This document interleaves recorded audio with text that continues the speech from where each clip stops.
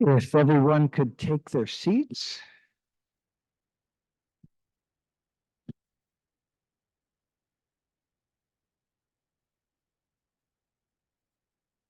I would like to welcome everyone to a regular scheduled meeting of the City of Morro Bay Planning Commission, Tuesday, May 7th, 2024.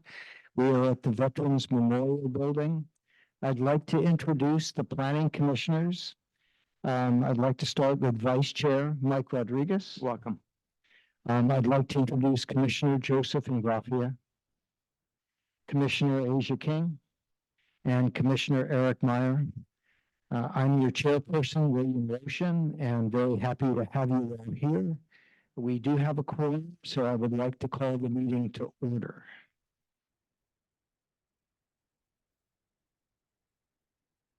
If we could all have a moment of silence before we begin the meeting. Thank you.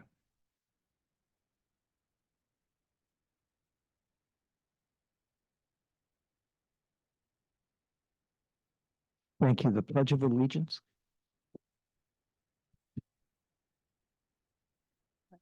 Pledge allegiance to the flag of the United States of America and to the republic for which it stands, one nation, under God, indivisible, with liberty and justice for all. Good job, Eric. On the fly. Commissioners, do we have any planning commissioner announcements? Hearing none, we're going to go right to public comment. This is a chance for you to speak to anything that's not on the agenda tonight. If it is on the agenda, we'd ask you to wait if you can stay. If you can't, you're welcome to speak now. Anyone like to speak? Terry, welcome. Thank you, Mr. Chair, Commission. Make sure you're on. I don't hear you. I don't get a switch. I think Chris, over there runs it. Are you not hearing me? How's that? Better? Do we hear now? At the risk of future banishment from attending these meetings, I would like to point out, although it's probably not my job, it's probably yours, that this is a very special meeting tonight. And I would hope that no one on the commission would say anything that could be interpreted by either side of the coming controversy as prejudicial to their interests. Along that line, I would hope that you would say nothing in terms of comment or criticism or advancing the goals which the main agenda item is on tonight. And having said that, thank you so much. Terry, thank you. Others who would like to comment, please come on up.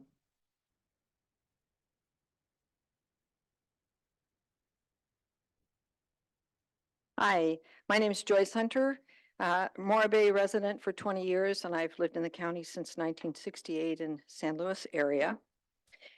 I attended the meeting with Vistra last week where they reviewed the major components of the environmental impact study, and I'd like to make a few comments on that just very quickly. They say in life that hindsight is 50-50, and Mother Nature is a good teacher of looking at that. So I'd like to look at a few examples, hopefully with a little bit of humor and also some seriousness. First of all, let's look at the Middle Ages. I'm sure the environmental impact study that the cities had in the Middle Ages was well looked at. After all, for hundreds of years, maybe thousands of years, people threw refuse and human waste in the streets until Mother Nature came along with the Black Plague and killed off a major part of the human population. And you know, today we all sit there and we say, you're kidding. You are kidding. What were they thinking? Why would you think that wouldn't happen? Then again, in the 1940s and 50s, when I was a kid, and DDT came along, and after all, the environmental impact study for DDT was, we've been poisoning insects and trying to get rid of those things for thousands of years, you know? I remember as a kid running around and having the little tin sprayer and spraying ants, and it had DDT on the side with a little wooden handle. And then we'd run in the mist of the foggers to get the mosquitoes and hide and play hide and seek in that DDT mist. Until Mother Nature came along and woke up a woman by the name of Rachel Carson, who wrote the book Silent Spring to wake up everybody about the fact that we were poisoning the food chain and poisoning a major part of our biosphere. And all of us today go, you're kidding. What were they thinking when they were doing that? Then the 2000s came along with Fukushima and nuclear power. And I've been here since Diablo was under construction. And Fukushima, their environmental impact study clearly was stated that it was built to withstand tsunamis until Nature came along and slammed a large tsunami into Fukushima to poison a huge part of the Pacific Ocean. And it's still out there today. If it weren't for a friend of mine who worked at Diablo Canyon, who sent the material to Fukushima, we probably would have seen the China syndrome there or worse. Anyway, we all say, you're kidding. They built a nuclear power plant and it wasn't able to withstand a tsunami and it was right on the edge of the ocean. You're kidding. And now we go to 2024. Vistra, the battery plant. The largest battery plant in the world in a small town right on the beach and the most earthquake-prone state with potential tsunamis, with potentials for huge earthquakes, with the San Andreas Fault, the Hosgreed Fault, and the Northwest Slip Zone. So, thank you. Yeah, That was the so 3 minutes. do we ever learn? Do we ever learn? Thank you. So I'm going to ask everybody if you would, let's hold the applause, wave your hands, that works for me. We want to not disrupt the meeting, so. Hi, good evening. Well, welcome. Hey, thank you. Bill Martini. I was just at kind of an information meeting this morning, and I just thought I'd put it out there that I heard that the Coastal Commission is going to be meeting on, I think it's June 12th or 13th at the Inn at Morro Bay.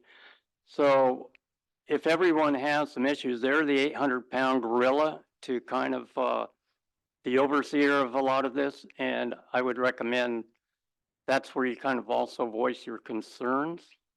But again, I just wanted to bring it out there that the Coastal Commission, first time in, I think it's 8 years or something.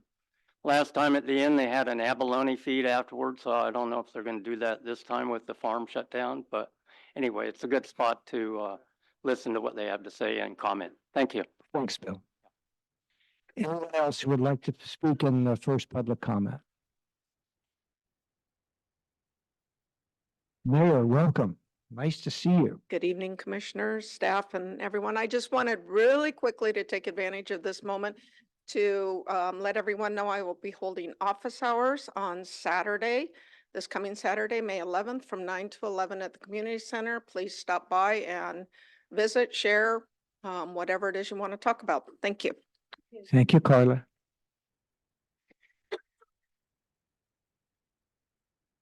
Welcome. Good evening, Commissioners. My name is Norm Williams, and I am a resident of Morro Bay, have been a resident for 20 years with my beautiful wife, Nancy. The California coast and the Morro Bay community and environment is irreplaceable and unique. Despite financial incentives that might be offered by a large out-of-state corporation to kind of like influence how we will think about this proposed battery plant, I assume that you and the citizens of Morro Bay have one message to deliver to Vistra. We will not be bought. Thank you. Thanks for being here. Anyone else? Chris, Hank, anybody in the queue? Oh, Betty, welcome. Betty Winholtz, you know, the last couple of weeks, there's been a question about our political or campaign sign ordinance versus the business sign ordinance, which was actually adopted. And somehow I believe the campaign sign ordinance got overlooked and not put back in. So I'm looking to, hopefully staff is bringing that back and will be coming before you to send it on to city council to reinsert our campaign sign ordinance, because a business sign ordinance is not the same. So hopefully that's happening. Thank Betty, you. thank you. Michael, so noted. Chris, Hank, anybody in the queue? Hey, Chair Roshan, we have 11 people on Zoom right now, but no raised hands. Great. And if no one else wants to speak, I'm going to close public comment at this part of the meeting. And my next item is the consent calendar. I don't think there's any reason for a motion. Does commissioners, any questions on the consent calendar? Hearing none, I'm going to go right to new business. Yes, please actually do take a motion and consent and vote for the consent calendar adoption. Still have to do that? Yes. Do I have a motion? Motion to approve.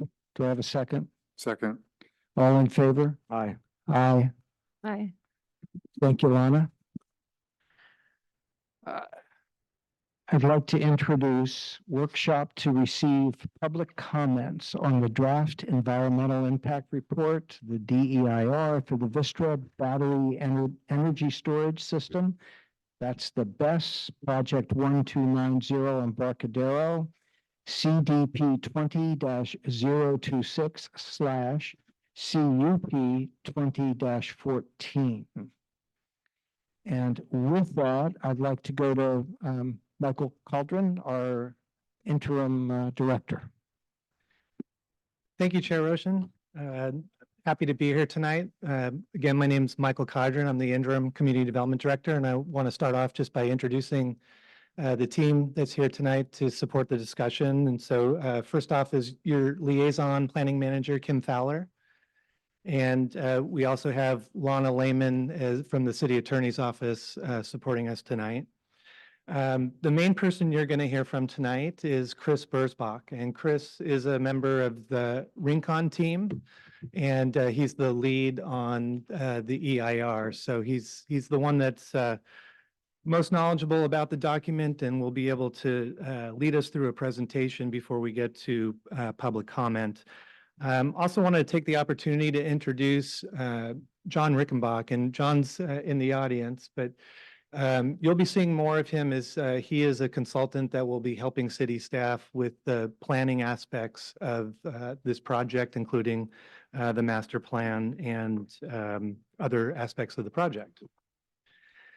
So tonight, I just wanted to start off just by highlighting that our job here as staff and the commission is to listen, right? So this is a workshop. And the purpose of tonight's meeting is to hear the public comments on the draft EIR. I want everybody to be aware that no decisions are going to be made tonight. There's no deliberation that will occur on the part of the Planning Commission. Really, tonight is about listening. So I want to thank everyone for being here. Normally, the only way to make public comment on an EIR is to write a letter. And members of the community can certainly do that. And there's you can write a letter or an email. That's always an option that's available. But this workshop goes beyond our minimum requirements.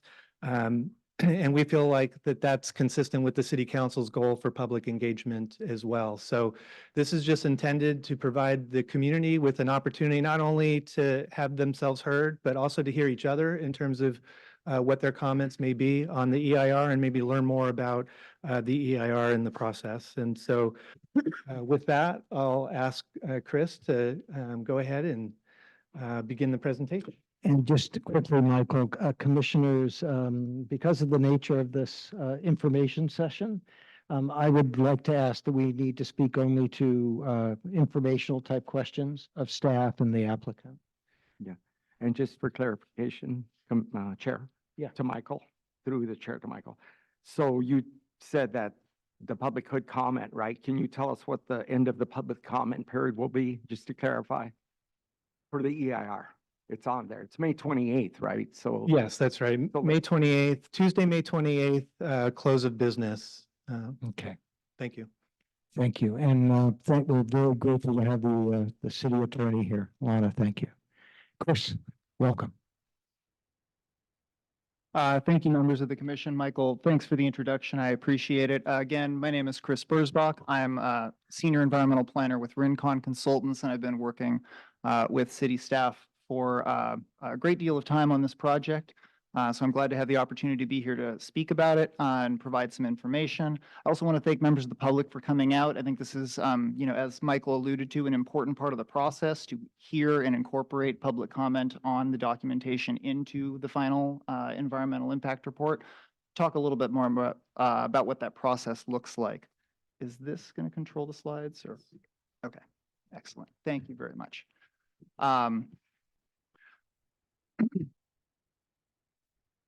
Oh, yeah, that would be great. Great. So, yeah, I'm just going to kind of reiterate Michael's introduction, a couple of key points. Up on the slide, we have, my view of the purpose of this public workshop. The intention is to get comments from members of the public on the draft environmental impact report. We will then incorporate those comments and responses to them into the final environmental impact report. So I just want to emphasize that, this is a helpful part of the process for city staff and for our team operating as an extension of city staff to hear, incorporate those comments, and then provide all of that documentation to city decision makers when they ultimately do review this application. So here we have the agenda that I'm going to go through in my presentation tonight. I'm going to try to keep it as brief as I can. For those of you that have taken a look at the environmental document, I think you're aware there's a lot of information to go through. This is going to be a summary of that. I'll be kind of walking through a high level of what is in the document and indicating where in the document additional information is available if that's what someone is looking for. I'm going to provide a brief overview of the project. This is essentially a summary of the project description portion of the draft EIR. I'll be giving an overview of the EIR process and the key environmental topics and the conclusions of that, the analysis, describing the next steps for the EIR process, and then we will move on to the public comment period, at which time we'll be hearing from anyone who wants to provide public comment. That is going to be recorded, and we are going to also be taking detailed notes on those comments. They'll be summarized in the final environmental impact report with responses to each comment raised.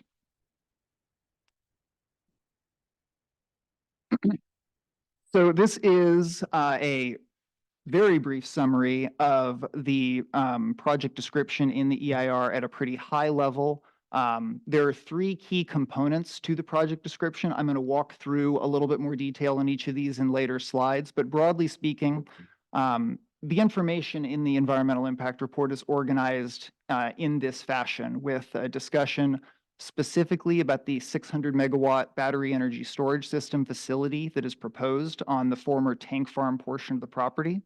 I'll show in some graphics what that looks like for anyone who isn't familiar.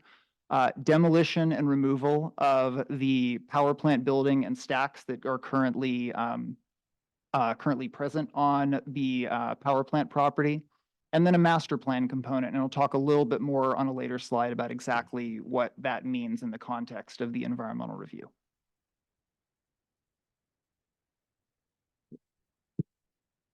So this slide shows some of the key locations that we're reviewing in the draft EIR.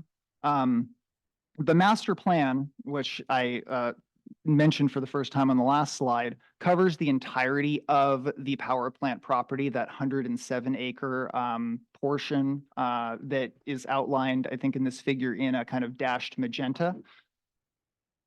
I want to note, and I'll talk a little bit more about this in later slides, but that master plan doesn't envision any specific new development within this area other than the BESS facility that is part of the current application. So we'll talk about exactly kind of what that looks like and how those parts work together. All of the physical improvements that are considered in this draft EIR, that's the BESS facility, supporting infrastructure for the BESS facility, and then demolition of the power plant building and stacks, that would occur on the 43-acre portion of the property that this EIR refers to generally as the project site. You can see that outlined in yellow on this slide. Yeah, thank you, Mike. Briefly, I want to also point out that there are a couple of land use restrictions that are currently in place on the property. These are discussed in some detail in the draft EIR, kind of exactly what they mean. Mostly, I want to note that the draft EIR considers these land use restrictions in the sense that they are currently in place in terms of their relationship with the proposed uses on the property, but it doesn't speculate about what, how they could potentially change in the future with, for example, future cleanup of the site. This is just a snapshot of the land use restrictions that are in place at this time. Here we see a little bit more of the property in its local context, including key features on and near the property, many of which are referenced in different sections of the EIR.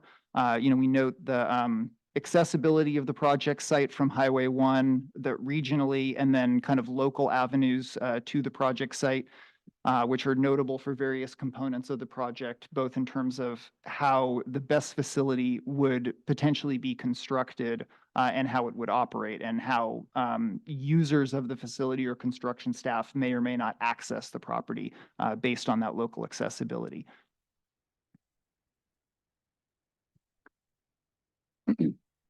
So this slide, excuse me, shows the specific physical changes that are discussed among these project components. The BESS facility, which is located on the northern portion of the project site, pictured here in a kind of overlay of the site plan, which we'll be able to see in more detail on the next slide. And then the demolition area, which is the area that we considered as being potentially affected directly by the removal of those 3 stacks and the existing building. So these 2 areas together comprise that what we're calling the project site, where physical effects could take place on the property. This is the site plan that's reviewed in the draft EIR. This is the same site plan that was overlaid on the figure in the previous slide. This shows the proposed battery storage facility as primarily enclosed in 3 roughly 90,000 square foot 2-story buildings located on that former tank farm portion of the project site. These buildings would contain the battery systems, the fire suppression systems, and each would have a substation outside of the building as proposed. I do want to call out for everyone present that there have been discussions of a container-based version of the design that would house the battery storage systems in a larger number of smaller container units, but on the same portion of the property, the same 24-acre portion that is considered in this EIR. And that container-based design is also evaluated in the draft EIR as a project alternative. So I'll talk a little bit more about the alternatives analysis in the draft EIR in a later slide.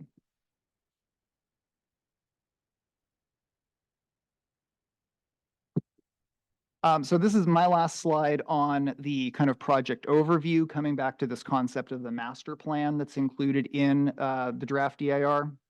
As I mentioned earlier, the master plan doesn't envision any specific new development on the power plant property other than the battery storage facility. This is a visioning document for opportunities that the city could consider on the remainder of the property, and it builds on the work that was done in the Plan Morro Bay update that envisions this property for visitor serving uses. From an environmental analysis perspective, I also want to take the opportunity to point out here that the draft EIR discusses the master plan in what we refer to as a programmatic capacity. That's similar to the level of review that we take in review of a document such as the general plan update for Plan Morro Bay. And the analysis that's in the draft EIR builds substantially on that analysis that was done for the Plan Morro Bay EIR and views the potential for future development on the remainder of the property through the same lens. And I'll explain a little bit more about what that means in a later slide and how that relates to any future development opportunities that might come forward on that portion of the property that aren't part of this project. So now that we've established the basic parameters of the project being evaluated in the draft EIR, I'm going to, as briefly as I'm able to, provide some context for the environmental review process. The draft EIR has been prepared pursuant to the requirements of the California Environmental Quality Act, or CEQA. An EIR is the most comprehensive and detailed level of environmental review available for a project under CEQA.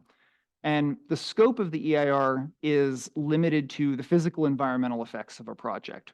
We don't speculate about potential social or economic effects of a project. That is a separate component of city decision makers' review of a project. We're exclusively looking at what can physically happen on a property because of a proposed project or in direct relation to a proposed project, and evaluating the impacts in that context.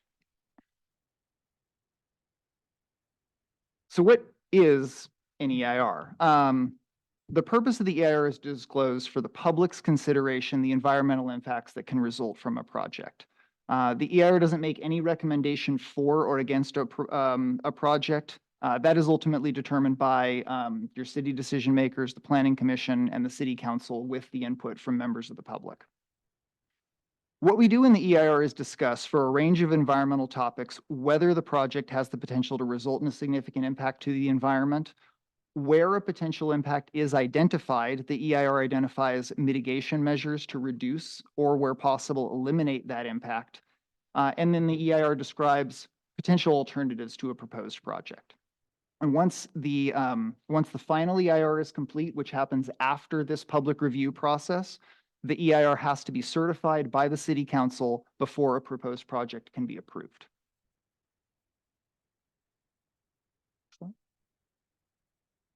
So this slide shows the EIR process from start to finish, starting on the left and moving over toward the right. There won't be a quiz on each of these steps or anything like that. I just want to show kind of where we are in the process relative to the work that's been ongoing since we initiated this process in summer of 2022, I believe. So a notice of preparation was completed in summer 2022. That's the initiation of the EIR process. And at this point, the city has prepared the draft EIR for the project and publicly released the draft EIR for review and comment. That's where we're at right now. As Michael noted, that public comment period is open until May 28th, which is a substantially extended public comment period from the 45-day minimum requirement. There are a number of ways to submit public comment. I will have those on what is my final slide, so anybody can take notes on that if they are seeking additional opportunities to provide public comment beyond speaking at this hearing or meeting, I'm sorry. But this meeting is one of the opportunities to provide comment on the EIR. Ultimately, once a final EIR is prepared, if the EIR is certified and a project is approved by the decision-making body of the city, staff would file a notice of determination with the county clerk, and that finalizes the EIR process.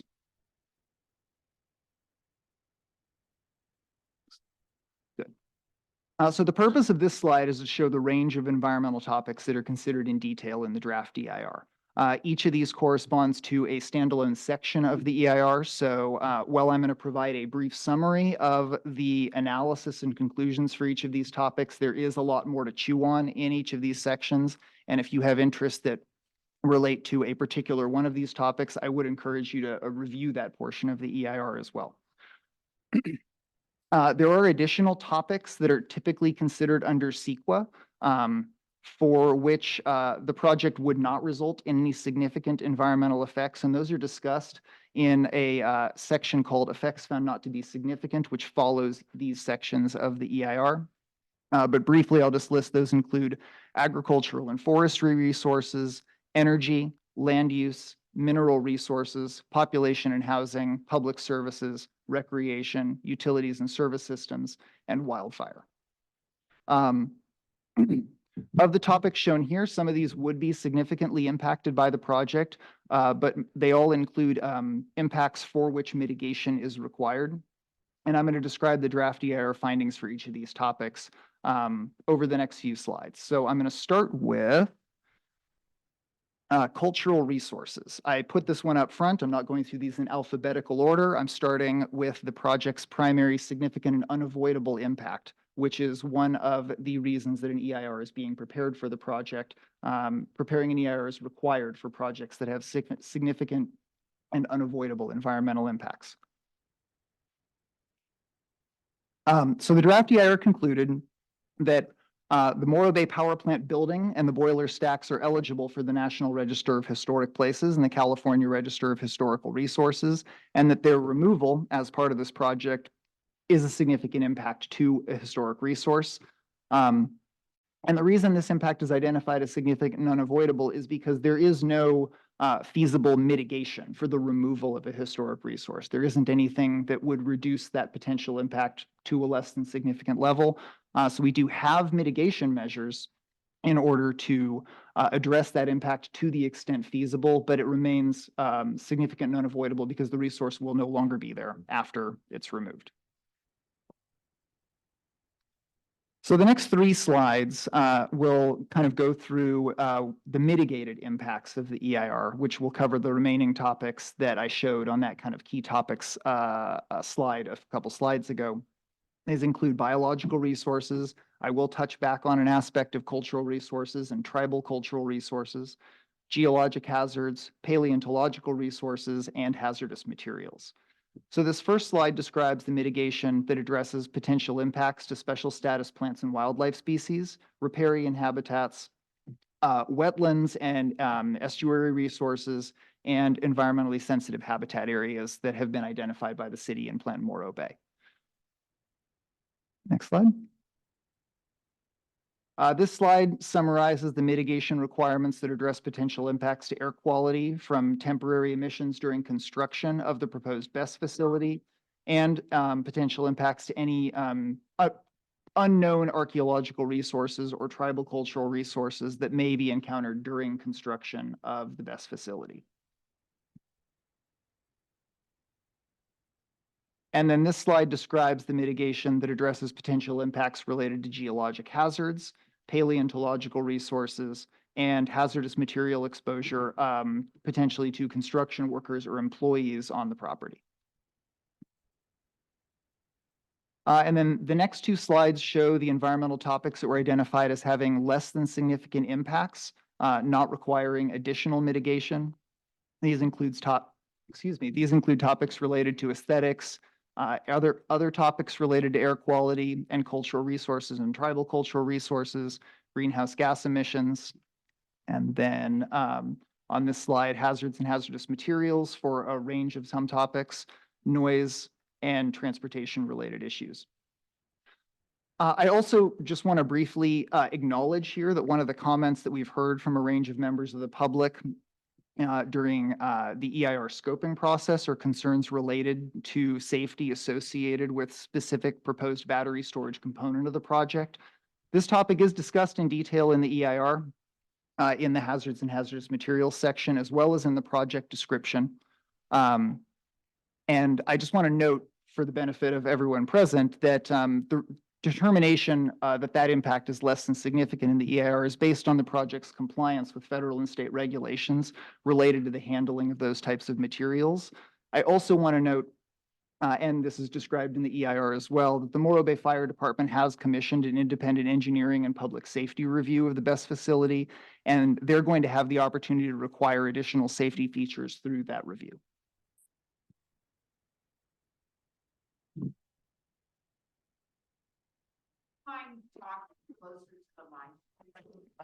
Absolutely, I apologize. Thank you. Try not to clear my throat too close to the mic, though. As I mentioned earlier, the draft EIR includes a discussion of potential project alternatives. The purpose of this discussion is to show concepts or variations in a project design or configuration that would further reduce the potential environmental impacts of a project beyond what could be attained through what we would typically consider a mitigation measure. The purpose of the alternative discussion is not necessarily to recommend any specific change or revision to the project. Excuse me. Consideration of any alternative discussed in the EIR as a potential, approval mechanism as different from the proposed project is something that happens at the discretion of city decision makers. Good. So briefly, there are five alternatives described in the draft EIR. There is a no project alternative, which means nothing gets built on the project site. That is a requirement of the California Environmental Quality Act that be considered in an EIR. There is an alternative called the the Plan Morro Bay Consistency Alternative, which anticipates what might happen on the site without the approval of this project, but following the potential development anticipated in Plan Morro Bay, primarily visitor serving commercial uses. There's an alternative number 3 that asks what the impacts would look like if the project as currently proposed, the BESS facility was constructed, but without demolition of the existing power plant building and stacks. That's primarily included because one of our primary leads when we're developing project alternatives is to ask the question of what would reduce a project's significant and unavoidable effects. As I noted earlier, the primary significant and unavoidable effect of the project is the loss of the historic resource. So we consider what that would look like in alternative 3.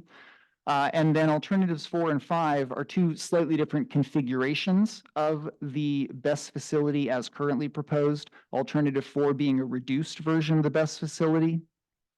And then alternative 5 being the enclosure-based version of the BESS facility that I described briefly earlier. And then I also want to note that we do have a brief discussion in the alternative section about the possibility of alternative site designs that utilize different portions of the power plant property, or off-site alternatives. And we don't explore those further simply because a potential project in another location that isn't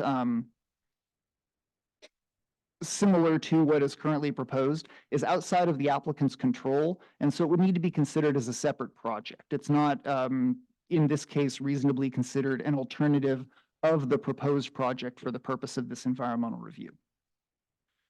Of these alternatives, the battery storage facility without demolition is considered the environmentally superior alternative for the reason that that is the only alternative that eliminates the significant unavoidable effect of the project. But I also want to point out that both the reduced battery storage alternative and the enclosure-based alternative were found to reduce the proposed project's potential environmental impacts incrementally.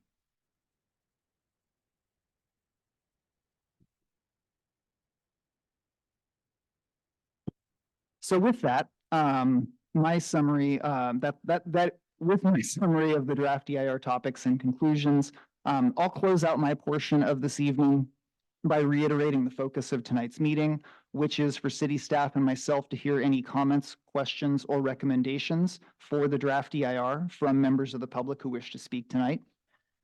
The type of public comments that will help us prepare a thorough and accurate final EIR for the city include comments related to the environmental impacts documented in the EIR, any technical issues or questions members of the public have, mitigation members to address potential impacts, and any other items related to the environmental analysis and the draft EIR conclusions. We're requesting that commenters help us help city staff and the decision makers by focusing comments on the draft EIR rather than on any individual's views of the merits of the project itself. And then all comments received tonight or in writing during the public comment period will receive written responses in the final EIR. Alongside any modifications to or revisions to the draft EIR necessary to fully address comments, questions, and recommendations. So this is just a slide that shows the next steps and provides, I hope, some helpful information. The duration and closing date of the public comment period. And then this final slide just provides additional information for how to submit comments. As I said, we'll have the opportunity to speak tonight, but you can also submit comments in writing by addressing your letter to the address up on the screen or to the email address at the bottom of the screen. And with that, I will hand it back over to Michael. All right. Well, Chairman Rushing, members of the Planning Commission, the public comment period can begin. Michael, thanks. Chris, thank you very much. Commissioners, before our typical effort is before we start public comment, do we have any clarification questions that you would like to ask Chris or Michael? Asia?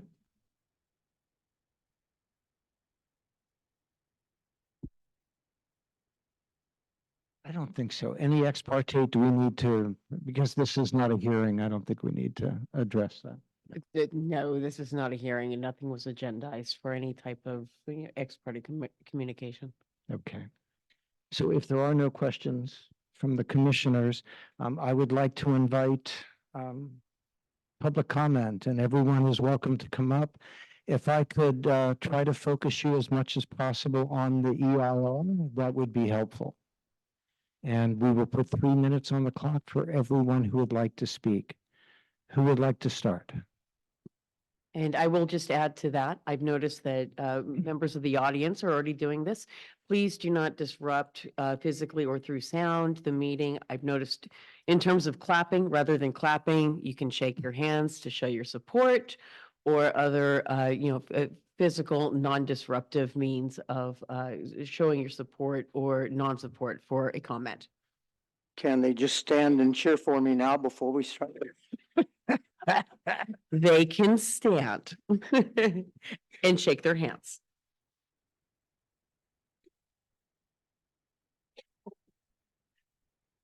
Welcome, Steve.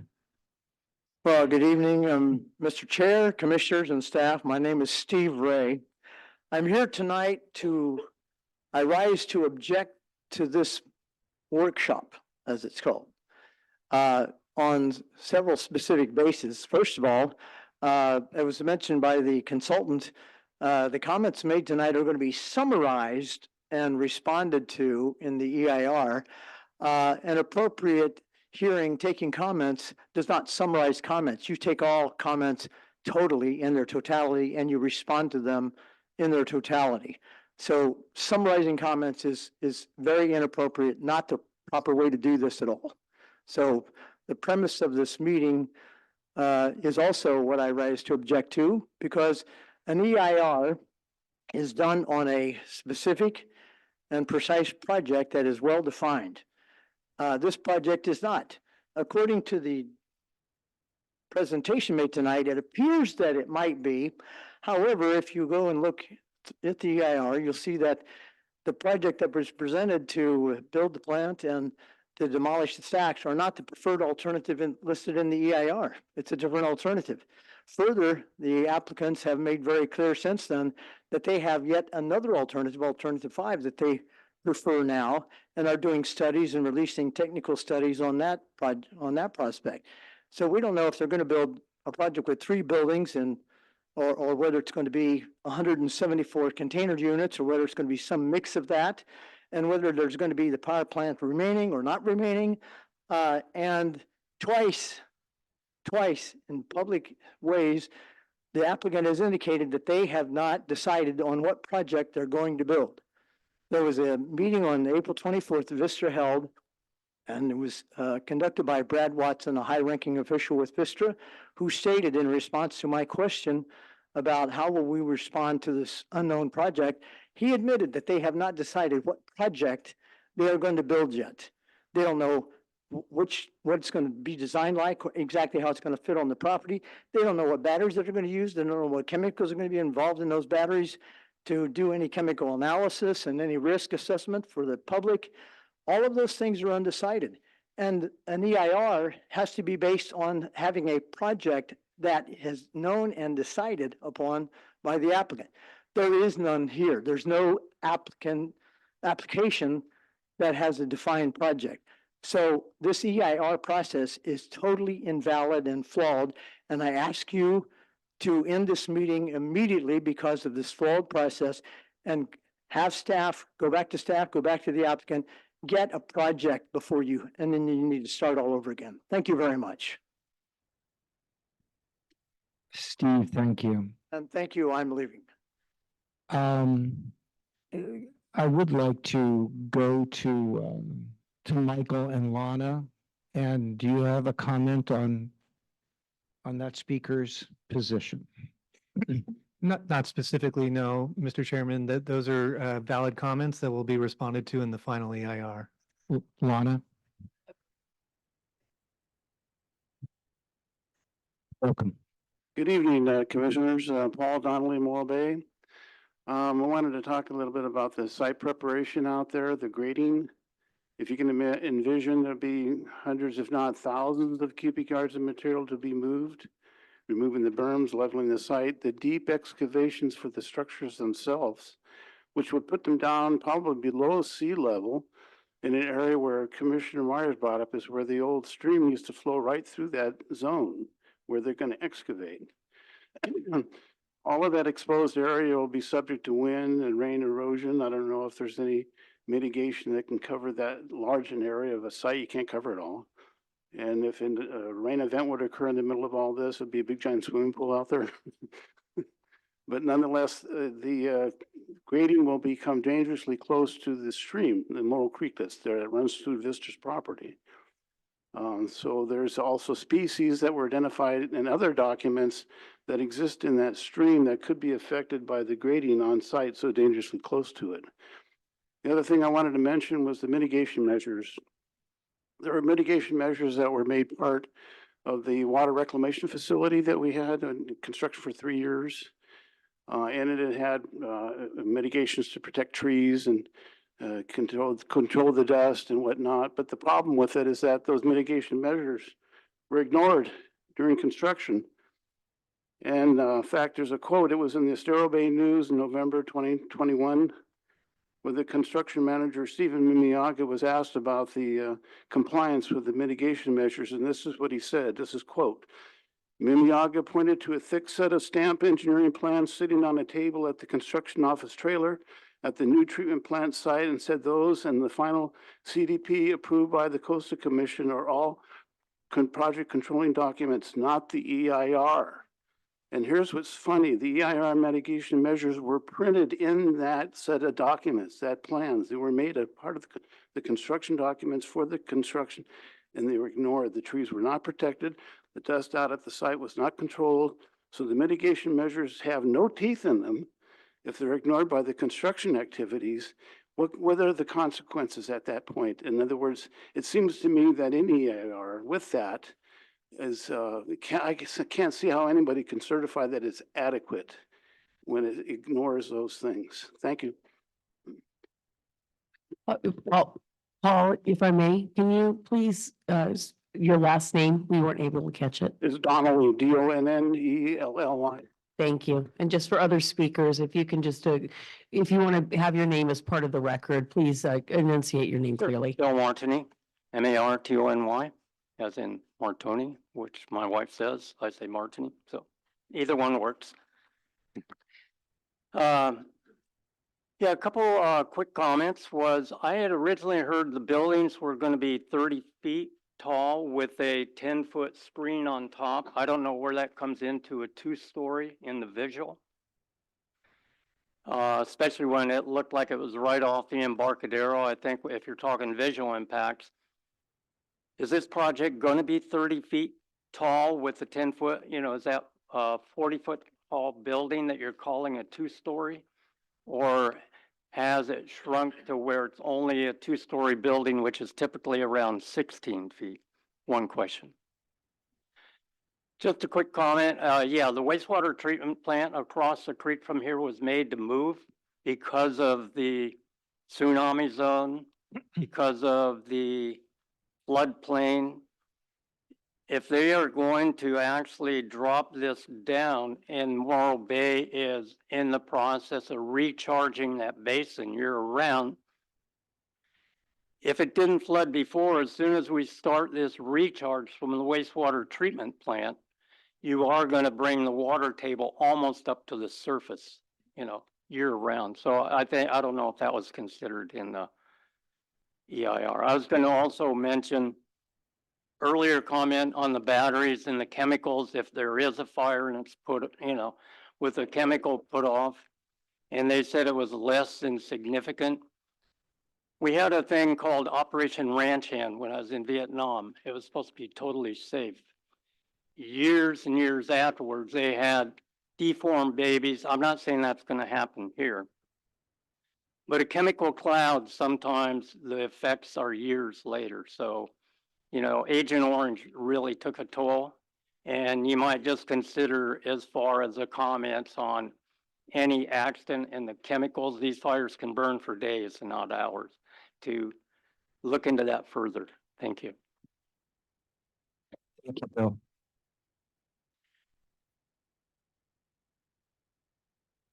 Welcome. Thank you.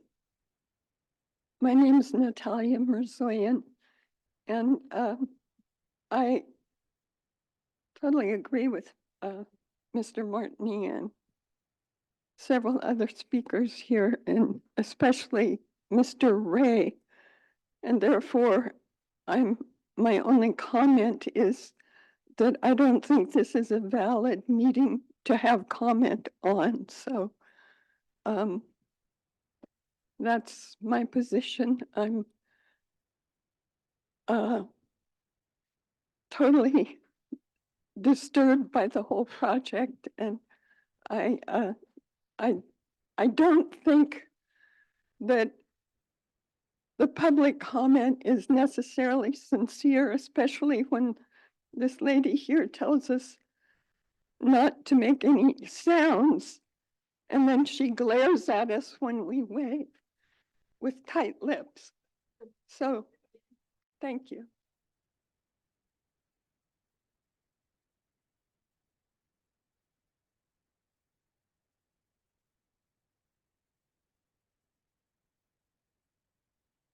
Hello. Welcome. I You could want to, give us your name. Is that my okay? name is Steve Page, and I used to be on the Morro Bay Water Advisory Board, and I was on LOCAC in Los Osos for many years. What I wanted to talk is I'm specifically essentially passing off to you two letters that I wrote. One is on tsunamis. And the tsunami criteria, the risk for a tsunami in Morro Bay is actually very high. The American Geophysical Union fall meeting in 2009 described the following in terms of tsunami hazards for Morro Bay. And I'll read you, I'll quote to you what they said. This report of historic tsunamis represents wave elevations significantly higher than the 1964 Alaska earthquake tsunami that is typically used for emergency planning for tsunami inundation in California. Since it appears for much larger tsunamis occurred in the Central Coast in 1812, 1878, 1907, and 1913. It appears we may have become complacent during this recent period of tsunami quiescence. Emergency planning for the Central Coast tsunamis should be anticipating tsunami waves of 50 to 100 feet in elevation. And so I'm quoting from the American Geophysical Union. I'm going to submit this letter along with associative documentation, including the city's own master plan with the tsunami map that shows the site for the best plant completely inundated on the tsunami map has been presented previously by the city. My other letter is on energy returned, on energy invested. And it turns out that the energy returned on an energy invested for wind is actually pretty good. It's like 16 to 1. But when you combined wind and battery storage, it drops to 4 to 1, which means that 25% of the energy that you get over the life cycle of the battery and wind power combined, 25% is lost to CO2 construction practices. So I'm hoping that you'll be able to understand. Okay, I hope you understand the EROEI issue also. Steve, I'll just be able to hand these off to you to put on. thanks for being here, Steve. Next, others?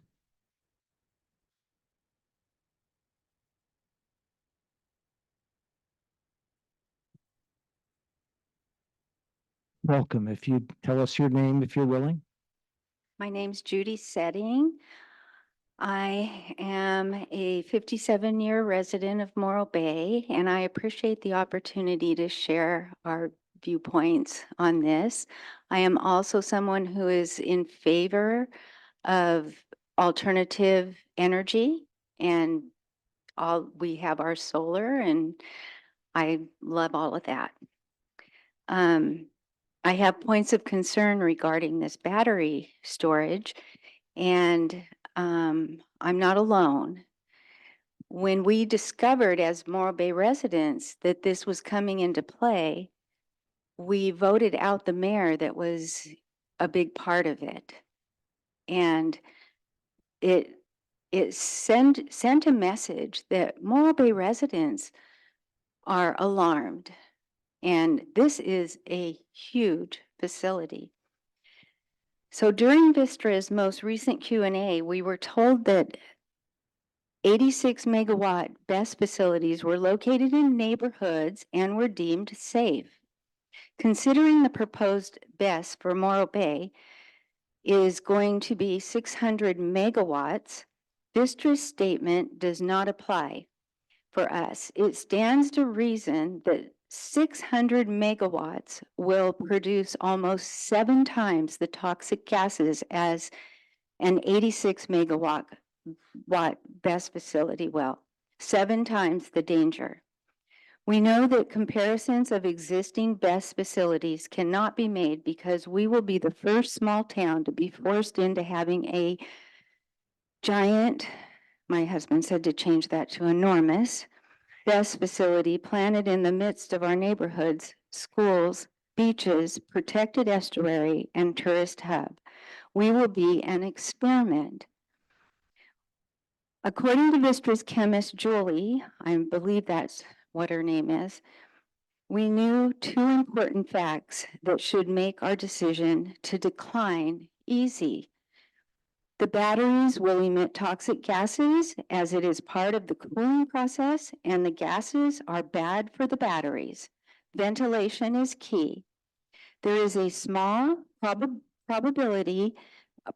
chance that an explosion can occur.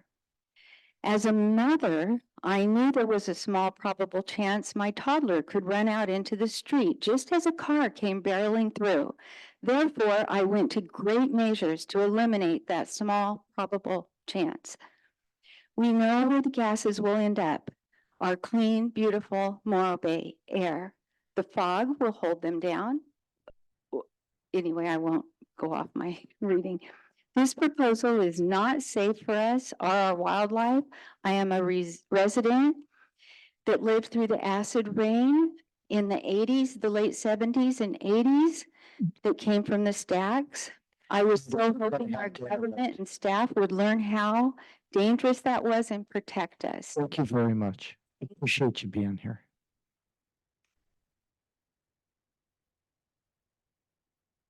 Others who would like to speak, please come on up. So I don't know if I'm going to be very popular here. Welcome. Give us your name if you would. Well, I'm sorry, Doug Hall, and I don't live in Morro Bay, but I do live in Estero Bay. And I see your t-shirt. If you could speak into the mic. I see your shirts that say Preserve Estero Bay, so I think I have, I'd appreciate the ability to talk here. One thing that I find lacking in the EIR, although I find several things that I appreciate, is there's really no discussion of a thing called UL 9540. Does anyone know up here what UL 9540 is? Not for sure. Has anyone even looked at it back here? Mr. Yeager and Dr. Hall. Okay? And what it is, UL stands for Underwriter Laboratories. This is a very, they draw up standards, they test to standards. Whenever you have an electric appliance in your house or you're using anything, there is a UL standard whose main goal is to make it safe. So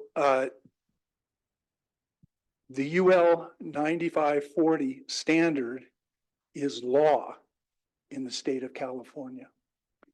Any energy storage system must meet the requirements of this particular standard.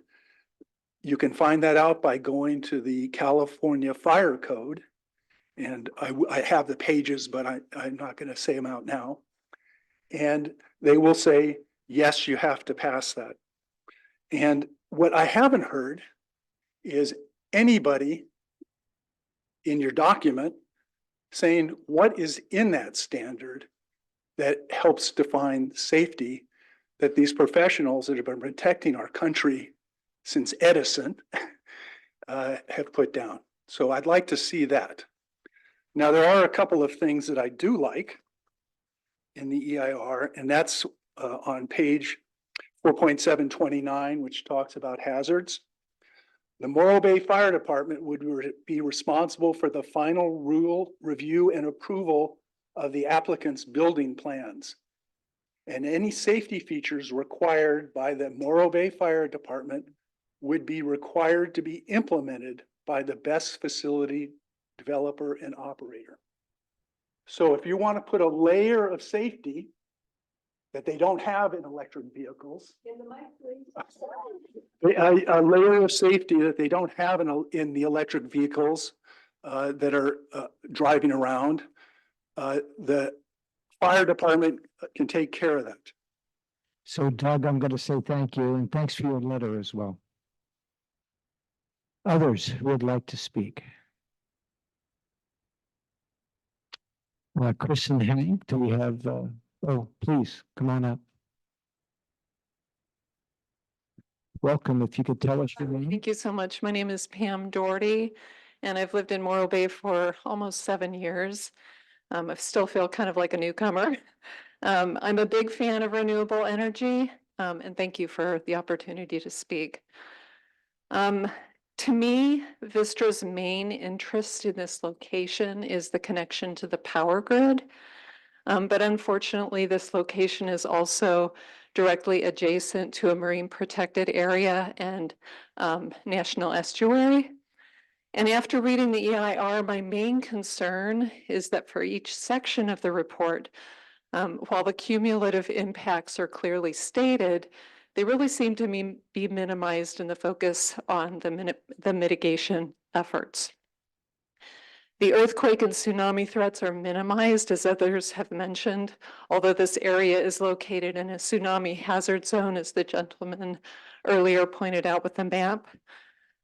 Fires are minimized, even though these continue to occur at these types of facilities globally, continuing on today. Impacts to wildlife are minimized. I feel like the report didn't really adequately address the years of time and effort spent to restore a once fragile estuary and the sensitive species that inhabit this area. I'm concerned that some of this important work, that we will undo some of this important work. And I really think, I really wanted to mention the report doesn't address the cumulative global impacts of lithium battery storage facilities, such as the environmental cost of lithium extraction, the creation of the batteries, and the waste storage for used batteries. Vistra really, when it comes down to it, it's a company that wants to profit from renewable energy. They don't really have an interest in our community beyond the connection to the power grid. And in my mind, the easiest mitigation is to just stop the planning and keep our community and wildlife safe. Thank you. Thanks for being here.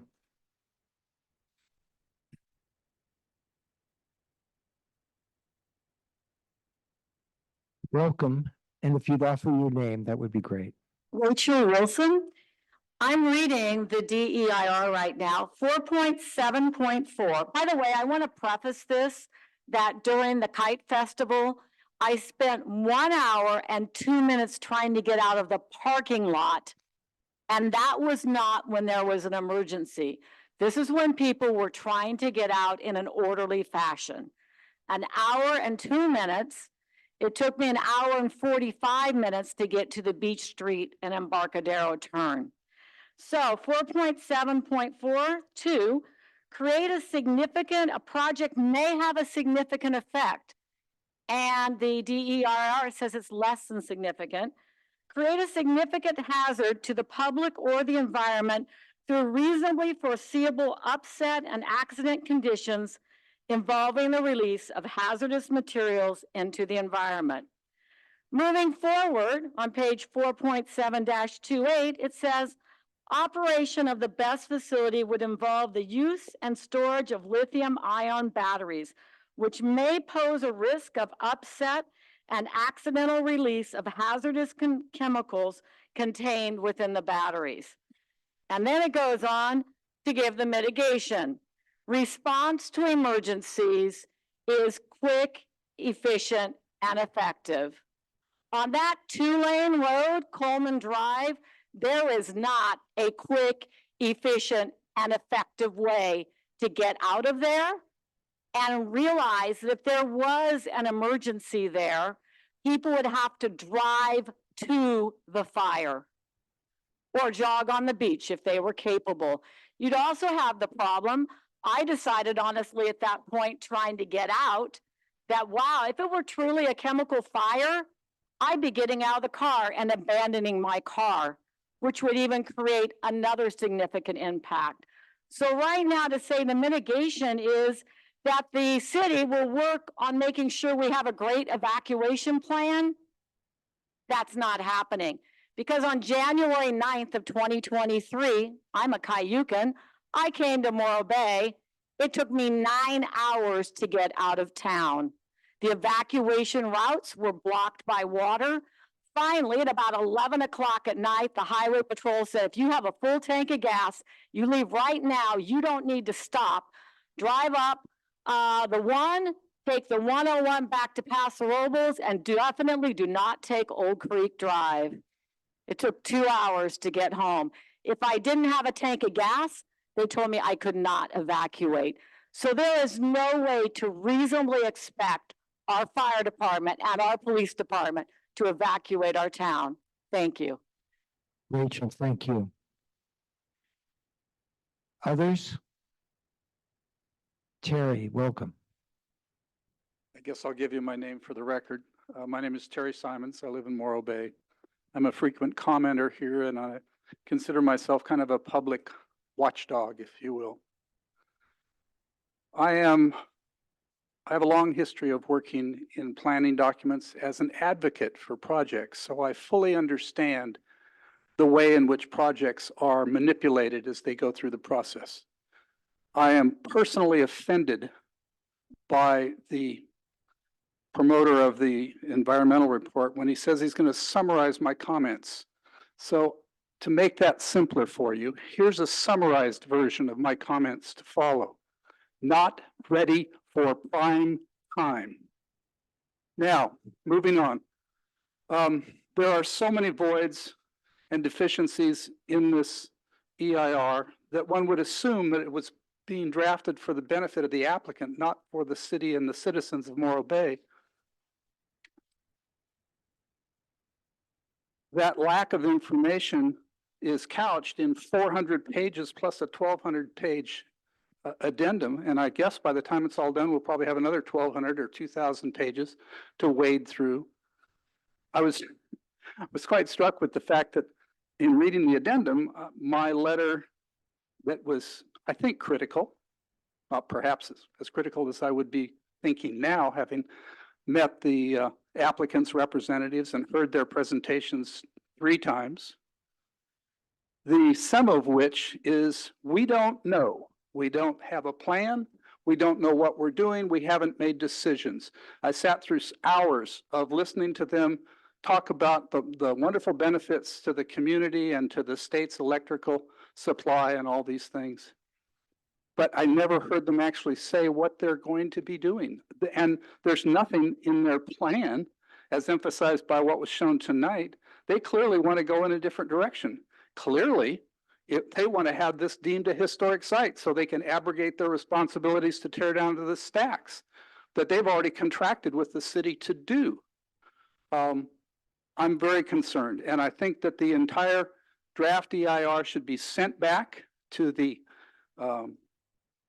creators of that with specific direction and told to make it comprehensive so that the citizens of Morro Bay can feel with confidence that this project is being adequately described, because right now I don't see it. I see one benefit after another benefit after another benefit being written into the EIR that seem to only benefit the applicant and not the citizens of Morro Bay. Thank you. Thank you. Next, others who would like to speak. Terry's tough to follow. Welcome. Do I need to stand back there first? I didn't. Oh, please. My name is Carol Swain. One more time, I couldn't. Carol Swain. Thank you. I can't exactly say that I disagree with any of the speakers who've come before us. I think that the concerns of building a 600 megawatt battery plant as close to the water as this is being proposed is maybe questionable.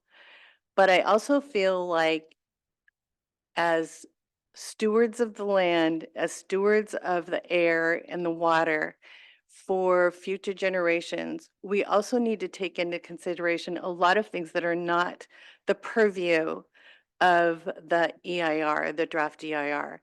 And those are especially things that are going to affect our children. I think about the contrast of building a battery plant versus another gas station, or, you know, something like replacing the fuel tanks that were removed where the battery plant is planned to be constructed, would create horror in my mind.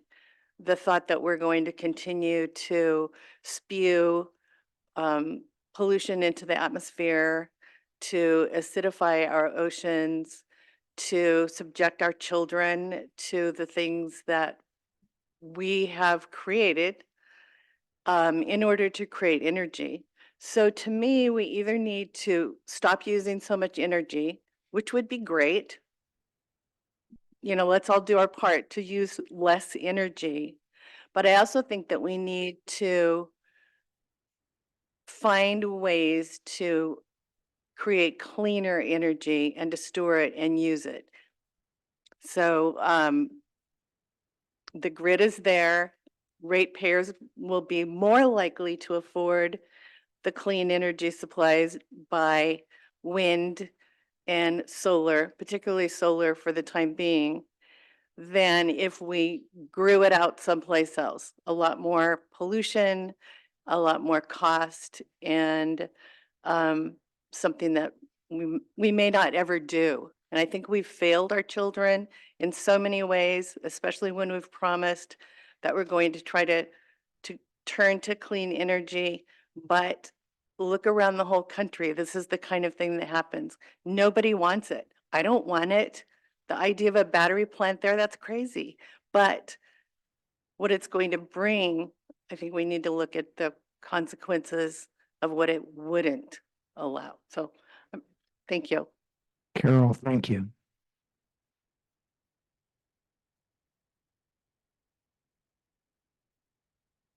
Welcome. If you Commission. tell us your name, Tina Metzger. say it right into the mic for me. Tina Metzger. Thank you. Thank you for this opportunity to speak on the draft EIR. I have some comments about inconsistencies and lack of analysis. In your list of globally used abbreviations and acronyms, you state that LUC is a land use covenant. But if you look inside the executive summary, you use it as a limited use covenant. And just wondered if you're using those two terms interchangeably for LUC, or was that a mistake, or I'd like to know.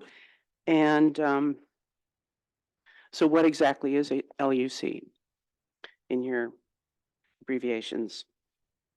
And potential, let's see, requests view shed analysis from a number of locations surrounding the project site.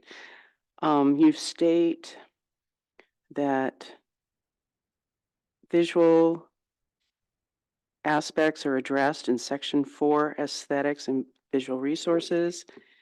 Unfortunately, out of 7 key viewpoints, only 2 of your viewpoints show any kind of elevation. Your viewpoints are right at ground level, which really is a limited view shed analysis. You need to show more hills. We are a town of hills. And the 2 that are barely higher in elevation, that's inadequate. You need to show more viewpoints from around the hills. And lastly, you state that evaluating alternative project locations is described in section 5, alternatives. You don't describe any alternative sites. And in truth, isn't that environmentally superior alternative actually a different site? Thank you. Tina, thank you. Who would like to speak next? Has everybody spoken who would like to? Please come forward.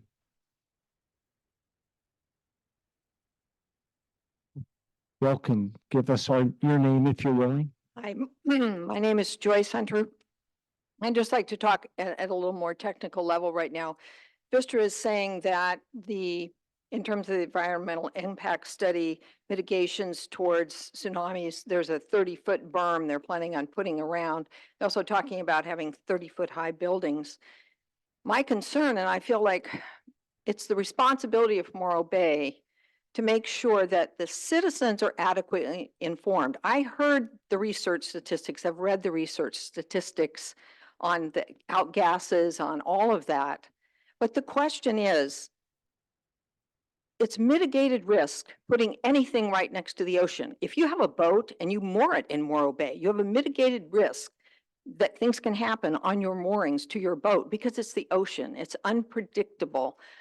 You've already heard some of the tsunami statistics. So I feel like we need to be told the truth that if there is a large tidal influx, a tsunami that's close to 30 feet and it breaches that becomes a giant swimming pool, right? The 30-foot berm surrounding buildings with batteries, filled with batteries, or containers filled with batteries.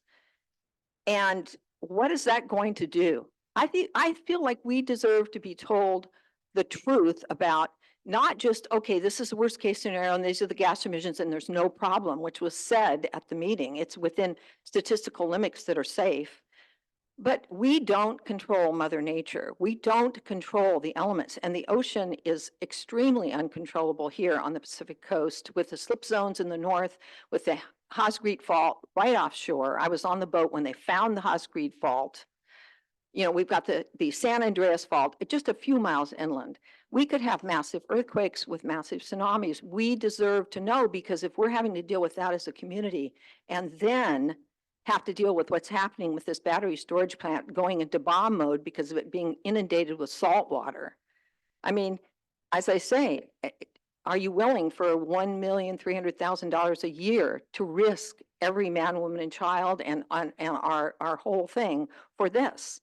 I mean, are we going to have brownouts? Or are we going to, we've got a battery plant. Are we going to have brownouts in Morro Bay? I mean, you know, we get no benefits from Diablo in terms of helping us with our energy prices. There's a number of things here that if you look at the gamut and we look at the environmental impact study, we need to be told what the worst case scenario is, not to say that, yeah, we looked at the worst case scenario, it's all in normal limits. I want to know if water breaches that swimming and goes into that swimming pool, what's going to happen to our town when all of those are inundated. You know, water gets into everything. So thank you for listening. I really think it's very presumptuous to think that Vistra can control nature. Joyce, thank you very much. Welcome. Hi, thank you. Nicole Dorfman, resident of Morro Bay. Just to piggyback on what the previous speaker said, I was at one of the meetings at Del Mar Elementary, not the last one, but the one prior to that. And if I remember correctly, the representative from Vistra was talking about a worst case scenario. And the answer was, even in the worst case scenario, there are no significant impacts. So my feeling was, well, it's not the worst case scenario then. How can you, even with a straight face, say there is no significant impact from a worst case scenario? So that's number one. Number two, you know, speaking about lithium ion batteries and it being, in quotes, clean, I think we need to rethink that because it might be clean energy from where we're standing from, but wherever they're mining the lithium from and the cobalt and whatever else is needed for those batteries, that is not clean, that is not green, it is not good for the communities where they're doing this mining. So maybe it's beautiful where we are, but I suggest people look at the pit mines and look at who's mining, who's working in these mines, and then reevaluate this notion of it being green. Thank you. Nicole, thank you very much. Others? Going once. Anybody else who'd like to speak? Chris, Frank, is there anyone in the queue? Hi, Chair Roshan. There is one person in the queue. I'm sorry if I get the name wrong. It's Pedro Toscano, and I'll go ahead and allow him to speak. Yes, please. Thank you. Hello, good evening. Can you hear me? Yes, yes. Hi, thank you, commissioners, for allowing me to speak tonight. And thank you, members of the public, for showing up in not favor of this project. My name is Pedro Toscano. I'm a member of the Western States Regional Council of Carpenters. I live in the local area and recreate in the vicinity of this project. I believe that I will be impacted by the environmental impacts of this project. The city should require the project to be built with contractors that will hire locally, pay prevailing wage, and utilize apprentices from state certified apprenticeship training programs. Workforce requirements reduce construction-related environmental impacts while defining the local economy and workforce development. In a recent 2020 report titled "Putting California on the High Roads, a Jobs and Climate Action Plan for 2030, the California Workforce Development Board concluded that investments in growing, diversifying, and upscaling California's workforce can positively affect returns on climate mitigation efforts. South Coast Air Quality Management District recently found that the local higher requirements can result in air pollutant reductions. Recently, the state of California reiterated its commitment towards encouraging workforce development and housing affordability through the Affordable Housing Act of AB 2011, which requires workers to be paid prevailing wage rates and higher from state certified apprenticeship programs for projects meeting certain citing affordability and development standards. With this, we stand in opposition for this project. And thank you very much again for your time. Pedro, thank you. Chris, Frank, anybody else? There are no other raised hands in the queue. Thank you both. If there's no one else willing to speak, I'm going to close public comment. And let me just say a genuine thank you to you all for being here, for your time and for your comments. The commissioners were not in a position to respond and discuss tonight, but your comments have been heard. We were all paying real attention. Every letter that was sent in, I think we all read. Believe it or not, we're all reading the EIR, and many of you have done the same work. So thank you. This is the hard work it takes, I think, for us as a community to respond fairly and as completely as we can. A big thank you. With that, commissioners, I'm open to any questions that you might want to ask. Or if your comments are of a direct nature, I'm open to that as well. Anybody like to add? Eric, anything? Michael? Asia? Joe? No, I'm afraid not. I think most of my questions would be best directed to the representatives of the project. And I think most of my comments would be best directed to the representatives of the project. And as someone who could comment on the report that I read recently, the off-site consequence analysis report, which is a report which specifically addresses the consequences of an accident or incident in one of these battery storage facilities. And I don't think anyone's prepared to answer those questions yet. Chris, did you have anything you wanted to add after hearing that? I think there were many helpful comments tonight. Yes, I agree. I appreciate everybody coming out and offering their comments. I have taken the best notes that I am capable of, and I also believe that I will have a recording of this meeting to confirm all of that as well as names. So thanks, everybody. Thank you, Commission. Okay, Michael, anything to add? Nothing to add as it relates to this hearing, just, appreciation for the participation and an opportunity tomorrow night, same time, same place. We're going to have a master plan workshop, which participants will be able to look at the entire power plant property and comment on the types of uses, whether that be open space, whether that be visitors serving commercial, et cetera, that they'd like to see across the site. Michael, thank you. Joe? It occurs to me, I do have one question. There's a consulting company called DNV Energy USA, which is providing a report to the fire department in terms of additional safety measures that might be required of the project. Do we have any idea when that report will be forthcoming? Yeah, it's expected at the end of this month, and my understanding is that the fire chief intends to have a forum where the results of the DMV analysis will be presented and discussed, and he'll be available along with those consultants to answer questions of the public. There's no date or time set for that because the work is ongoing at the moment, but we look forward to engaging the community in that discussion as well. Yeah.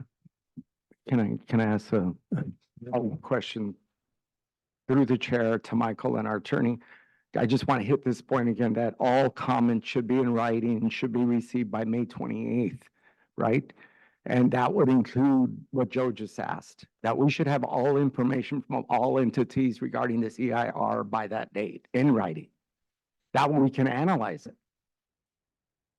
Correct. So May 28th is the end of the opportunities for public comment. So the comments that were provided tonight will be responded to along with any and all written comments received by May 28th. The report that Commissioner Ingraffia spoke about is separate from the environmental review process. It goes further than what CEQA requires to try to address some of those overarching concerns that the community may have. Got it. Thank you. Thank you all very much. Again, your comments have been heard. This is the first of other meetings that will happen. And with that, I'm going to go ahead and close this item, and thank you all very much. Commissioners, any unfinished business?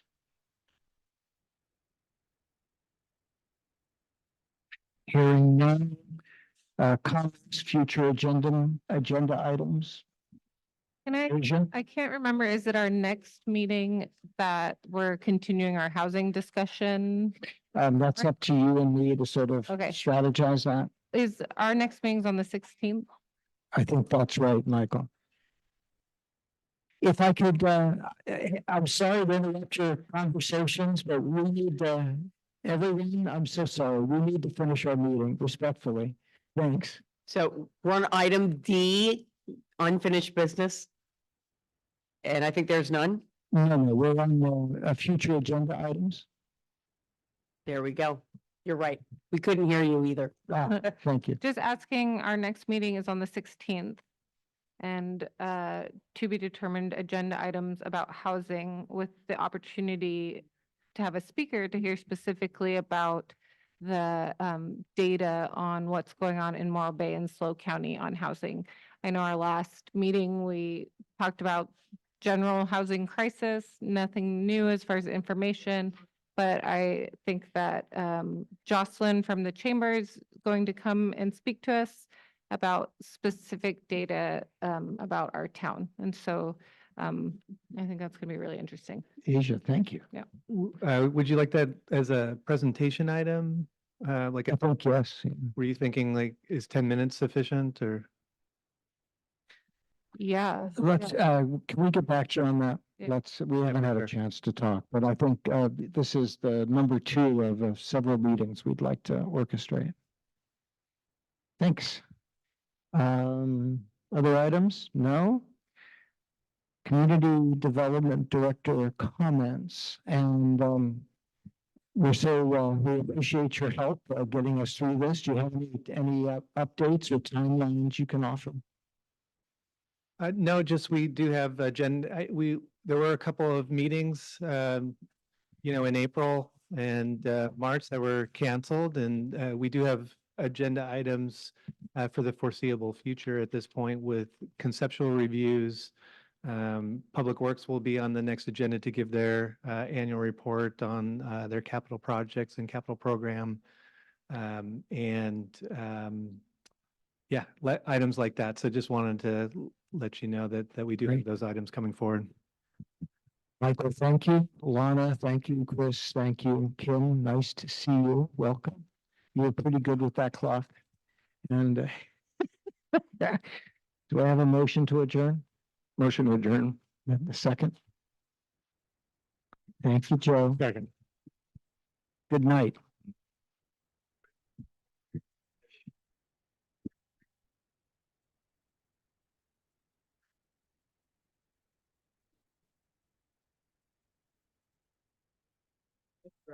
There was some. Yeah, that's There was.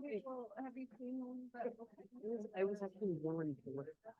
So I did look at that. It's definitely something I think.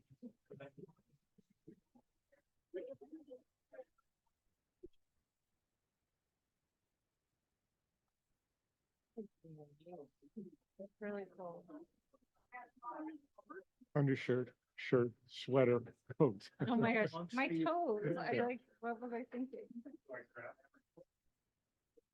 I didn't see the